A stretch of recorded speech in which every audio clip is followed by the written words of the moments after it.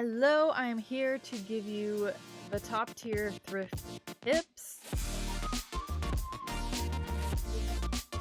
I've been thrifting for almost my whole life, but specifically into thrifting since high school, which was maybe 10 years ago. Time does not exist in my brain. It doesn't work. Anyways, I've been thrifting for a long time. At this point, majority of the clothes in my closet is from the thrift store. So I feel like I have a good amount of tips to serve to the general public. Not only do I just wear thrifted clothes, I also have done a lot of cosplay from thrifted clothes, which is like a whole nother level, okay? But let's just get right into the thrift tips since I know that's what y'all are here for. And I'm gonna break these tips down into stuff you would do before going to the thrift store, during, while you're at the thrift store, and then after you get back home, you know? Starting in the before.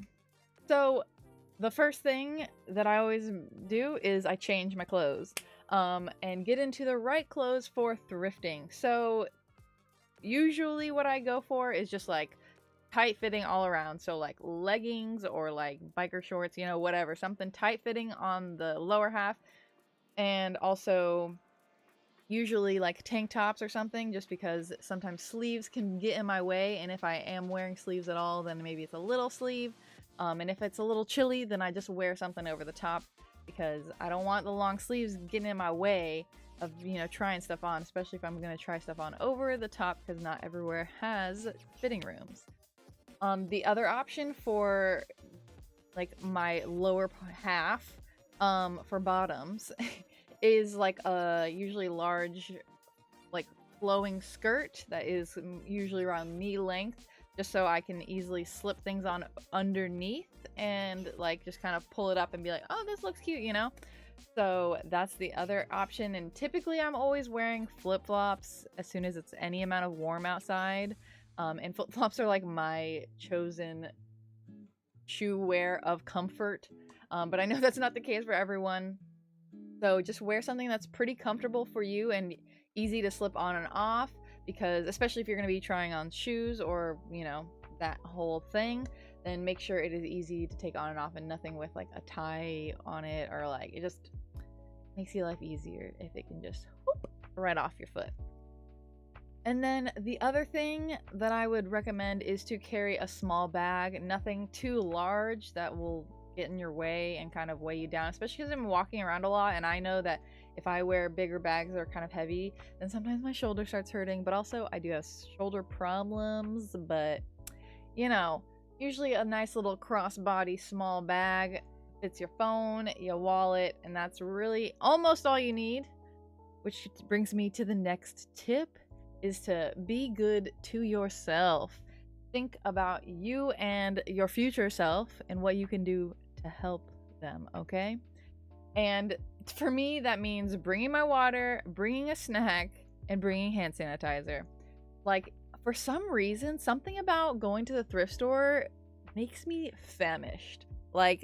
After spending a few hours at the thrift store, I get ravenously hungry, and I don't know, there's nothing else. Other shopping, I feel does not do this to me, but thrift shopping does this to me. So to avoid just stopping by a fast food place, which if you want to do that, more power to you, I don't necessarily bring my water into the thrift store with me, but I keep it out in the car, not in a water bottle, not in a disposable water bottle, because that stuff you don't want sitting in the car. Also, it's just not very good for the environment. But I have my reusable water bottle, and I just keep it in the car, because usually right after I get back, I'm just you know, gotta get all that water. The hand sanitizer is pretty self-explanatory, especially during, you know, these COVID times, which also add on the mask thing. But I don't know at what point in time y'all are watching this. If it's past COVID times, I'm wow, that sounds so fun. But right now, we're still masked up. But hand sanitizer, even when is a no COVID times, just because there's so many people in there touching all things. Not all thrift stores necessarily even wash the clothes before, you know, like it's a whole thing. You don't know the process. It's better just to be safe and hand sanitizer up after usually every store is what I go for. Also, for me, I always like to make sure my phone is charged, at least charged like 50%, you know? It doesn't have to be 100%. I use my phone a lot when I'm thrifting, which I'll get into. Even those tips are further on. Everything, all the tips stacking, okay? But I always make sure my phone is charged, and also on the phone I have like at least a list of things that I'm kind of on the lookout for, and have a certain goal in mind when I go to the thrift store, so I'm not just like meandering, which I mean, if you want to do that, you can, but if you want to be efficient and find, you know, regularly find good stuff, then I'd recommend having some sort of goal or some sort of list of like general things that you're wanting to find. So it doesn't necessarily, like, I would say not to get super specific, like I need to find a sparkling like crop top that flows like this and has this cut, you know, just be like, I am looking for a cute crop top, and that's the whole thing, you know. Generalized goals, or like even like a certain color of something or a certain texture of something, you know, leave some room for interpretation, for some inspiration to find you at the thrift store and be like, wow, my mind was open to the possibilities, so this new item has come into my life. Personally, for me, I like to go alone. Everyone works a little bit differently, but like there's a time for me to go with friends and a time for me to go alone. A more hangout focused thing rather than like a goal thrift oriented focus thing. So when I'm going with a certain mindset of like doing all of this prep work essentially, but typically when I go to the thrift store, I am going alone just so I can really take my time without having to worry about slowing anyone down or anything like that. I just go by myself, can spend the time that I feel I want to spend in the thrift store and do my thing. Also, I like to bring headphones with me as well as having my phone charged. And since I'm alone at the thrift store, I also kind of like to be semi-preoccupied. I don't know what, like, I just like to have things going on in the background. It's probably the ADHD, but anyways, I bring headphones with me so I can listen to music or a podcast or something while I am, you know, going through all of the clothes. Another thing that I like to know, and this is more something that comes with time, is knowing what specific stores I'm going to be going to, because I am familiar with the stores in my area and which ones are good for, like, if I'm looking for like a crafty piece or like something for the kitchen, or if I'm looking for clothes, then I know which places are more focused on those things. Some thrift stores really don't have a lot of stock like that. Some of them are mostly clothes, but I also usually go from like least expensive store to most expensive store. So for me, Goodwill is pretty pricey for a thrift store a lot of the time. So I usually save Goodwill for last, because by then I'm like, all right, I had all this good luck or not good luck at these other stores, and so now I know where my place in this world is today. So I'll know if I have a little bit more to spend or a little bit less to spend, kind of thing today. So I go from least expensive to most expensive. Also be aware of the neighborhoods that you are thrifting in, to be kind of conscious with your like thrifting habits. I would recommend not going to like lower income areas, because a lot of those people use the thrift store as not like fun fashion outing things. They use it because they're like, I need clothes, this is the clothes that I want, and then if I find something that is nice and fashionable, that would be really great too. Whereas if you go to a rich neighborhood, they're usually just throwing away random shit that they don't need anymore, and they have like 10 more of them, and a lot of times stuff even has tags on it still. So I always try to go towards the areas that have higher income, because you're not taking away resources from lower income neighborhoods. So keep that in mind. All right, now into the during, while you are there in the thrift store. First, we are going to talk about like kind of how I navigate through the thrift store. Typically, I usually work from like one side of a thrift store to the other side so I can methodically go through. I don't just start in the middle and then like kind of go this way and then later on come to the middle and go that way kind of thing. Just so I can really get through everything that I want. Or at least just like pass by things so I can eye stuff, you know?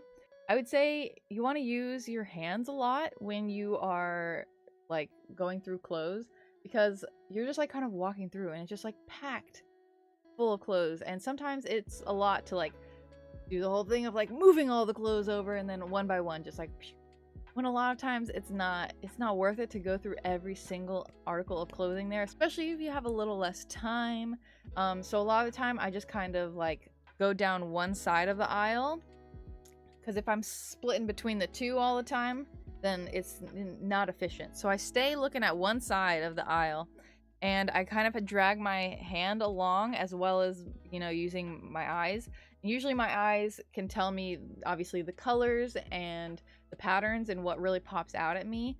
And this is where knowing your style to a degree helps. I'm not saying you need to dedicate to one style, but at least know kind of what colors you gravitate towards when you're getting dressed in the morning or something like that. Because I know that I've bought stuff that is more like pastel-y and cute because I really like that style, but when it comes to getting ready in the morning, I very rarely go towards things of that color. I usually go towards earthy tones. So I try to err on the side of earthy tones. And so with that in mind, I go through the aisle on one side and I kind of have my hand along as well as looking at the patterns and the colors. And then if something feels good on my hands and or looks like a color or a pattern that I like, then I stop and I pull that out or kind of take a better look at it and then I can keep going. You know, see, yes, no, all right, keep going. Yes, no, all right, keep going, you know?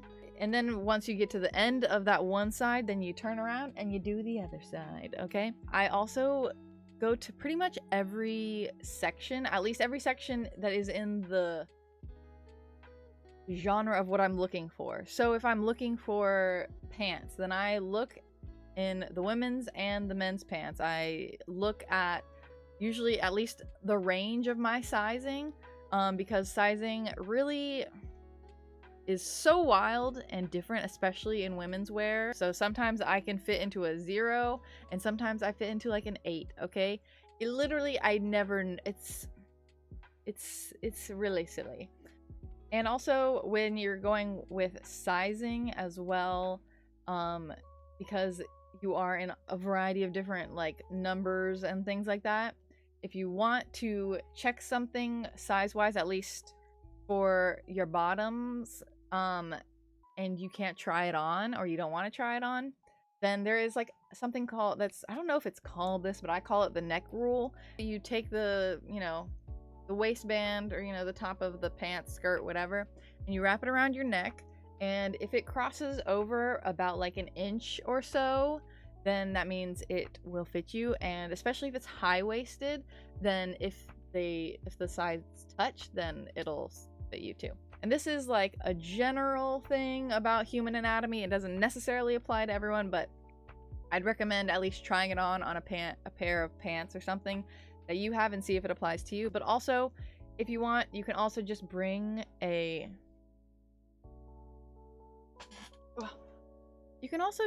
measuring tape as well, and like kind of know your measurements or just check your measurements right then and there, because I know I have a problem remembering numbers.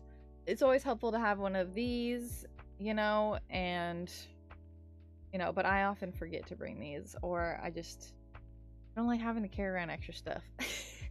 Now we'll get into kind of trying things on, since obviously it's really easy if the thrift store itself has fitting rooms available, but a lot of thrift stores do not have fitting rooms. Sometimes they have mirrors in like very public areas for you to try things on, and I don't like to use those mirrors because it like I said, it's in a very public area. A lot of times it's like right when you walk in and just like there are a lot of people there, and so I don't necessarily like to like it makes me uncomfortable. So what I usually do is I go to the area where they have mirrors, like selling mirrors, you know, for like vanities or like, you know, in the furniture section with the mirrors. And it doesn't even necessarily always need to be a big mirror. It can be kind of small and like you can just kind of stand a little further away. So that's option 1. And option 2 is the phone. So I actually really prefer the phone a lot of the time because I feel like things look a lot different on video a lot of the time. It's almost like what I feel it actually looks like in the wild. I don't know. What I do is I try the thing on, take my phone, and I set it up on like a shelf or something. I press record. I usually walk forwards, backwards, you know, left to right, do a spin. I do the whole thing, you know, pose, pose, pose. And then I stop recording and then I look at the recording afterwards because I feel like that I also get a much better idea of how the fabric moves and what it looks like from a bunch of different angles, as well as when I take it off and I put it back in the cart, I still have a reference as to like what it looked like. So if I'm at the end of my thrift day and I have a lot of stuff in my cart, I can reevaluate what is there based off of the videos I have on my phone. So that is like, I always prefer using my phone over using the mirror. Next, I'll go into what you should do if you're not sure if you should make the purchase or not. First of all, I inspect the article of clothing. I see if there's any holes, any, you know, like areas with stains or anything. Think about also the placing of the holes and the stains and see if it is possible to maybe put a cute patch on it, or if the stain is something that you could dye. You dye the whole thing like a black or a dark color. You know, there's options. I also like to play this little game where before I look at the price tag on something, I think about the highest price that I would want to pay for it. Like if something was more expensive than that, then I would not want to get it. And then I look at the price tag, and if the price tag is over that number, then that the decision has been made for me, and then I put it back. Sometimes it's hard, but it must be done. Also, really think about what you already have at home. And this is where your like goal list or like your list of like things you're looking for comes in handy. Because if you have like 3 tank tops that are like a variety of cuts all in black, and you find another one and it's like a slightly different cut, then think about if it's really worth it to add another one to your closet because you already have 3, you know? Definitely think about what you already own. Even if the thing that you're trying to buy matches stuff that you have, will you buy it and you won't have anything else to wear with it, and you'll have to buy like 3 other things to then have an option of different outfits for that one article of clothing. Is it worth that much for that one single piece of clothing? Also have in mind the amount of effort you're actually willing to put in after the fact. So, like, I have a big problem with this. Hence, I have a giant wall of lots of things that I've thrifted that I need to fix. But be realistic with yourself about whether you will fix the thing, okay? If you know you're not actually going to dye the piece of fabric that has the, you know, stain on it, if you know that you're not gonna like take in the sides a little bit to make it fit your boobs better or something, you know, like there's a lot of options. There are a lot of things, okay? Because a little bit of alteration, I think, is fine. But be realistic about whether you're actually going to do it, okay? Which I would like to help you on this journey, and myself. You and me. I would both like us to actually put in the effort to alter the things. So you'll find more videos like that on this channel, so check them out. But be realistic with whether you're actually going to do it. Because if you're not, put it away. Put it away. And the last thing you have to think about when making the purchase is the brand. Sometimes if it is from a fast fashion brand, like a Forever 21 or a Shein or something like that, is it worth, you know, like a $5, $8 or something like that? Because it's usually made pretty shittily and it will not hold up to the test of time.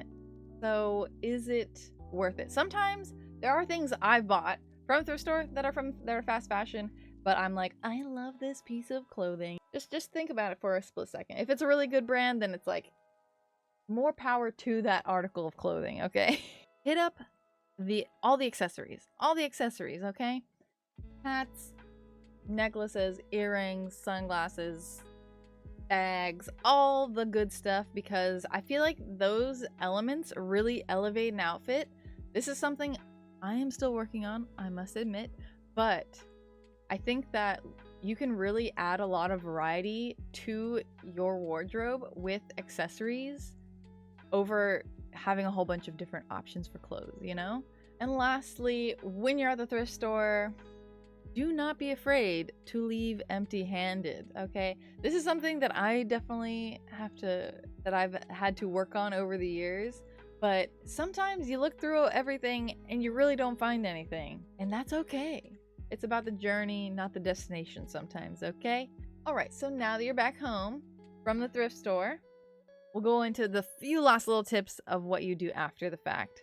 Always wash the clothes when you bring it back. If it's shoes, a lot of times I just leave it out in the sun for a few days because it's a bit of a hassle to clean shoes unless it's just like a flip-flop or something that I can hose down. If it's something that needs to be dry cleaned, then a lot of times I also just put it out in the sun and I maybe spray it with some like vodka water mix stuff, you know, just to kind of sanitize it. Learn to alter your clothes. I'm here to help you learn how to sew and make your clothes just a little smidgen cuter, or just completely transform something you found because you just love the fabric, okay? With that in mind, please subscribe. I would very much appreciate it and look forward to the next videos. Please leave a comment if you have any additional tips so then we can all, you know, help each other out and really elevate all of our thrift games, okay? Thank you so much for watching, and I will see you on the next one. Bye!